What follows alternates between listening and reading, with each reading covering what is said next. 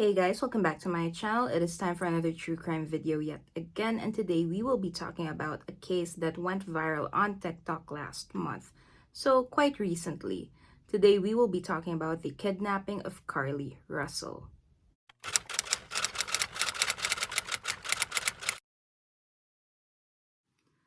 Alright, so I stumbled upon this case a few weeks ago on TikTok, and by the time it reached my FYP or my For You page, I was kind of already puzzled by it because by the looks of it, or at least how I perceived it, this case was being treated by the public, the TikTok people, as more like gossip or tea instead of an actual true crime case or a kidnapping case.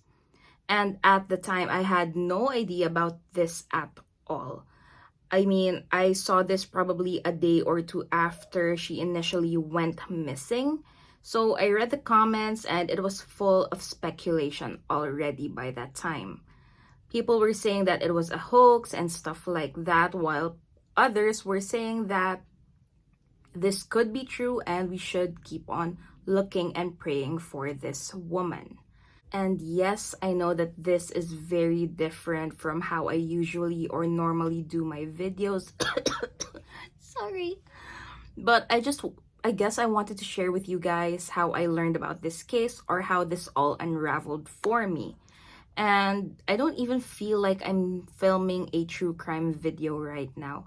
I feel like I'm making content for T-Spill or one of those gossip channels or drama channels. But anyway, I looked at a crap ton of videos on TikTok, like news coverage on this, people reacting to it, and crime TikTokers basically giving live updates on what was going on. So, unlike the rest of the world, or at least the United States, the first time that I heard about this or found out about this, I already knew that it was sketchy. But for the people who heard it first, it was a completely different experience. So, this is Carlee Russell, a 25-year-old woman from Alabama, a graduate of psychology but is currently in nursing school. And while she's doing this, she's also working part-time at a day spa. She lives with her parents and her brother. She has a boyfriend, and from what I've watched and read online, it seems that Carlee pretty much has a normal life. Now, on July 13th of this year, last month, Carlee finished her shift at the day spa at around 8:30 p.m. After this, she decided to run a few errands and get some food for her and her mother before she went home. She also dropped by Target to get a few things before driving home. Now, she did these for about an hour, and during that, she was on the phone with multiple people, so friends and family. Now, at around 9:30 p.m., she was already driving home and was on the phone with her brother's girlfriend when she suddenly says that she spotted a tiny kid on the side of the highway, alone, barefoot, and crying. Now, generally, this is a very alarming scene. However, if you are a woman, you have that mother's instinct, and of course, you are really going to worry about this kid, whether you know him or her or not. Now, her brother's girlfriend says, "Call 911," so Carlee hung up and did just that. She went ahead and made the call, telling the dispatcher about what she just saw. But here's the strange thing. As she was on the phone with the operator, she began slowing down. However, she did not stop right away and kept on driving slowly for another 600 yards. Now, what's strange about this is she kept on saying that she had her eyes on the kid. So, was she following this child? Was this child running away? The CCTV footage is pretty grainy, but I did find an enhanced version of it on TikTok, and I don't know if it's just me, but I do not see a kid at all. Also, this was at the side of the road. It was a grassy area leading to a wooded area, I believe.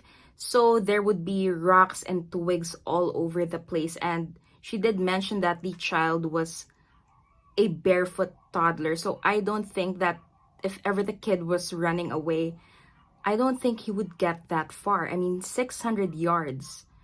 is a pretty long distance for a child who is barefoot.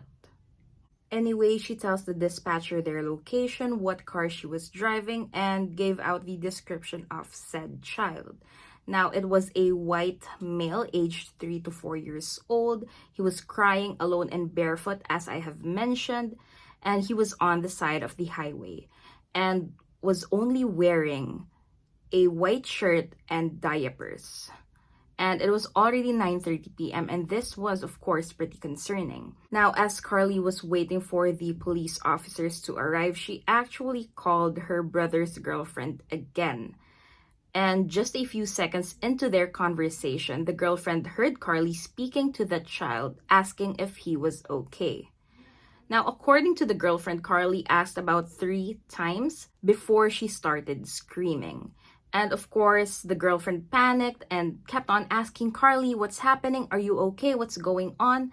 And all she heard was a rustling sound, a clear sound of struggle. Now, once the officers arrived at the scene, there was no sign of Carlee nor this child, but Carlee's car was still parked on the side of the highway with the door wide open. And even more concerning, all of her valuables were still inside the vehicle. Her purse, her Apple Watch, and the food that she was planning to bring home to her family was all located inside of the car. Now, her wig, as well as her cell phone, were also found nearby, specifically on the ground at a grassy area beside the road. And immediately, this seemed like a disappearance, an abduction. And it was very, very sketchy. The search for Carlee Russell started immediately, and this case spread like wildfire, even gaining international attention. And that's how I, someone living in the Philippines, found out about it. However, along with this attention came speculation. A lot of the people immediately noticed that this was reported to be a disappearance case and not an abduction. So those are very different things. Disappearance could mean that you just wanted to disappear on your own or you got lost, but abduction means that somebody took you by force. Why am I telling you this? I don't know. But anyway, law enforcement never said anything to confirm that they didn't see this as a possible kidnapping, but the signs were so clearly there. Now, they were only looking for Carlee. They were not looking for a possible kidnapper, an attacker, or even the child. They weren't looking for a lost kid. But despite the speculations and the rumors spreading online, members of Carlee's community were extremely worried for her safety. I mean, that's pretty normal. They have no idea what was really going on. Now, they helped the family in forming search parties, joined by hundreds of volunteers. People were sharing this story as much as they could, thinking that it would help get Carlee's name and face out there, and it definitely did. Now, prayer vigils and prayer circles were also held, plus the Crime Stoppers of Central Alabama was able to raise 63,000 US dollars of donations in less than 2 days. This was supposed to be used as reward money for anyone who had any information that would eventually lead to finding Carlee. Now, let me just repeat that. 63,000 US dollars in less than 2 days. That's how invested people were. Now, aside from that, the FBI as well as the US Marshal also got involved with the investigation and search. And due to how big this case was getting, tips started flooding in as well. However, they all turned out to be false, or they simply led nowhere. Now, there were also rumors of the family being involved because it was discovered that the Russells went to the Red Roof Inn, which was kind of close to where Carlee was last seen. Again, the public speculated that maybe she was just hiding there and that her family knew of this, so they decided to visit her. But her mom did come out with a statement saying that they received a tip from someone who they believed was a Red Roof employee, claiming that he or she had seen Carlee in the motel, but this too was a false tip and led nowhere. On July 15th, 2 days or 49 hours after Carlee had gone missing, Hoover police receives a call from the Russells. Carlee was back home. According to them, she just magically appeared on their doorstep, barefoot and completely disheveled, and was completely in a daze as well. Now, she was then brought to the hospital to be examined and was briefly questioned by police officers before being sent back home. Now, at the time, they knew that she must have been in a daze, so they went easy on the questions. But Carlee basically told law enforcement that a man was hiding behind the bushes. And once she started talking to the kid, this orange-haired man picked her up, then forced her into a car. The next thing she remembers was being at the back of an 18-wheeler truck and hearing a kid crying, possibly the kid that she saw on the side of the highway. She also says that she heard a woman's voice. Now, she was able to escape from the back of the truck. However, they caught up with her and put her into a car once again. And the next thing she knew, she was blindfolded and was brought to a house. Now, let's pause for a moment because I am getting confused. First, she says that she was forced into a car. And then she says that she remembers being at the back of an 18-wheeler truck. But then she escapes, and once they caught up with her, they forced her back into a car. So what was it really? Was it a truck or a car? Now, if it was both, my theory is, the only thing that I can make this make sense is maybe the orange-haired man picked her up and then forced her into a car and then transferred her into the back of an 18-wheeler truck driven by a woman, the woman whose voice she heard, and maybe the child was also there with the woman, and then she escaped this truck and the man and the woman caught up with her, and then they forced her back into the car with the man. I don't know, I'm very confused. But anyway, once they get into this house, her clothes were taken off of her against her will, and she believes that nude photos were taken of her. However, she's not really sure because I guess she was still blindfolded by the time. Now, the weird thing is, after this revelation, the police never made a public announcement or a huge fuss regarding finding her kidnappers, nor the child that was used to lure her. I mean, they did hold a press conference to update the public about what they knew so far and how Carlee was already back, but that was pretty much it, or at least that's all I saw on TikTok. Because the videos on TikTok are quite short, but I did try to find other clips and couldn't find any more. But anyway, they never even released a composite sketch of what this orange-haired man, unidentified woman, and child looked like. So it seems like the authorities already knew that something about this was indeed very sketchy. Now, upon being asked how she managed to escape, Carlee simply said that she was yet again forced into a vehicle, but she managed to get out and decided to walk home. She never mentioned if they were trying to catch up with her or they just willingly let her go. Her stories were pretty much inconsistent and some parts just made no sense at all. Now, when she was examined, she had a small injury on her lip and she complained of having a headache, but that was pretty much it. $107 in cash was also found stuffed in one of her socks, which was kind of odd. I mean, to me, that's pretty strange because I'm sure that if the kidnappers didn't see the money when they took off her clothes, they would have at least patted her down to check if she had anything with her, right? Now, if you remember, I did mention that her phone and her wig were found at the scene. Carlee had no idea that her phone was actually taken in as evidence and was forwarded to Secret Service for analysis, and what they found was pretty incriminating.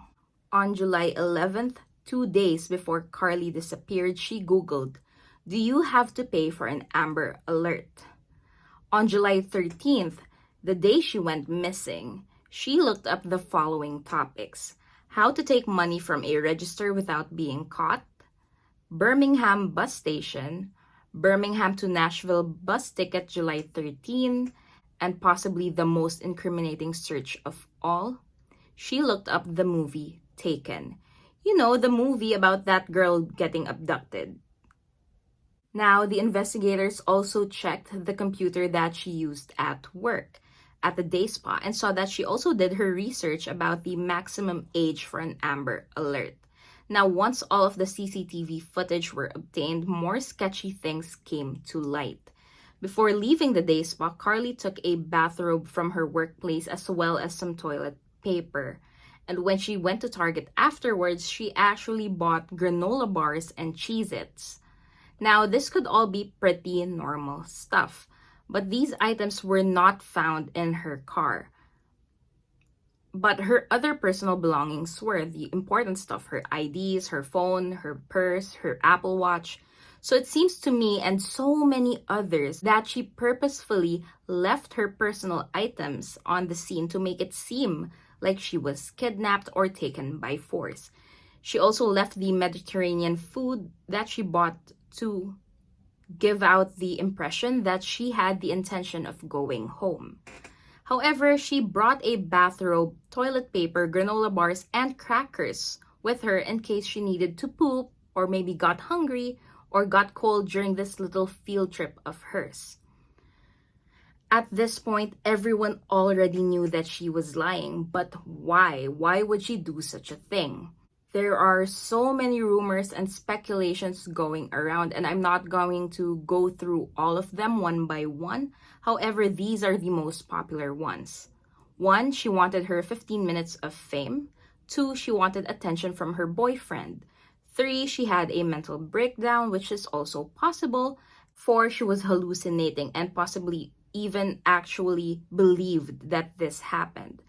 And 5, she just wanted to disappear but then changed her mind last minute. Now, Carlee did confess via her attorney that she made everything up. She was never abducted, there was never a crying child, nor an orange-haired man or a woman. But she hasn't really given the reason as to why she did all this. My lights are dying, it is getting very dark. However, I'm going to push through and finish this video. Now, personally, I think it was the second speculation that I mentioned. And this is not confirmed, just again, my personal opinion. I think that it was because of her boyfriend. Now, I know I only mentioned him once prior to this, but as I was watching more and more videos about this case, I found out that he had actually called it quits with her very recently. And once she disappeared, of course, he still cared and made posts about his girl going missing. He was very active with regards to helping with the search parties as well. He was also very compliant and cooperated with the investigation, although some people suspected him of being involved. Now, I saw a screenshot saying Carlee wanted him back and she set this all up to achieve that goal. And at first, I thought that that was kind of far-fetched and honestly pretty desperate. But I saw another screenshot, and this time it seems more legit because it was from her boyfriend's sister. T. She made a post on Facebook, the brother's sister, the boyfriend's sister made a post on Facebook exposing the crap out of Carlee, even poking fun at what lengths she had to go through just to get her brother back and how this all backfired. Now, he ended up breaking things off with her again after she confessed to all of it being a hoax. He has since then unfollowed her on social media. And I'm not gonna lie, I did check his Instagram and he's pretty good looking. Yeah. But still, this was a pretty desperate move. And if this is, I mean, it's pretty desperate if this really is the reason why she went through all that, you know? He he also gained 70,000 followers because of this. And most of those followers are women. So it really did all backfire on Carlee. Now, anyway, back to the case. Enough of her handsome ex. Carlee is now officially facing 2 misdemeanor charges: false reporting to law enforcement and falsely reporting an incident. Now, if found guilty, she could be facing a maximum of 1 year in prison. But I'm not sure if it's 1 year per charge or 1 year for both of those charges already. Now, she did turn herself in but paid a $2,000 bond and is currently out. Now, this is her mugshot. Aww. She seems so happy and proud of herself. Like a happy, proud, and unbothered little camper. Good for you, Carlee. Now, despite this being completely absurd, this is still a serious matter. And no, I am not talking about Carlee and her possible obsession about her handsome ex. A lot of people all over the world wasted their time and effort on making sure that this story gets heard and this story gets out there. And my worry is, what if next time something like this happens for real and no one is willing to help anymore? Or at least not as much. What if this stupid thing that Carlee did affect how others would react to actual disappearances in the future? And what if because of this, people start discarding or even questioning the credibility of other disappearances, especially the disappearances of Black women and other people of color? Because yes, so many people go missing in the US and the rest of the world. But when it's a woman or a person of color, it doesn't usually get as much coverage, and sadly, sometimes not as much effort is put into finding them or getting answers. And that's the sad reality of life. And I just wanted to mention that it really pisses me off even more that when other people fake their kidnappings or their abductions, or they make false claims of people assaulting them, a person of color is usually blamed for it because they have this notion wherein if a person of color did it, it's probably true. It's more believable, you know? Just like in the Sherry Papini case, she made the whole thing up and told everyone that it was 2 Hispanic women who abducted and hurt her, but it all turned out to be false. Carlee really reminds me of Sherry Papini. You know, very Sherry but with less commitment. But anyway, also, so if you don't know who Sherry Papini is, I'm going to link my video on her down below. But anyway, thank you so much for listening. I feel like this seems like more of a rant or a roast than a true crime coverage. And I promise next video will be back to normal. Now, as soon as I get more information, I will probably make an update video on this, or maybe put an update here on the comment section, depending on how much information I get. Thanks again for tuning in, and I will see you guys on my next video. I have to charge my lights now.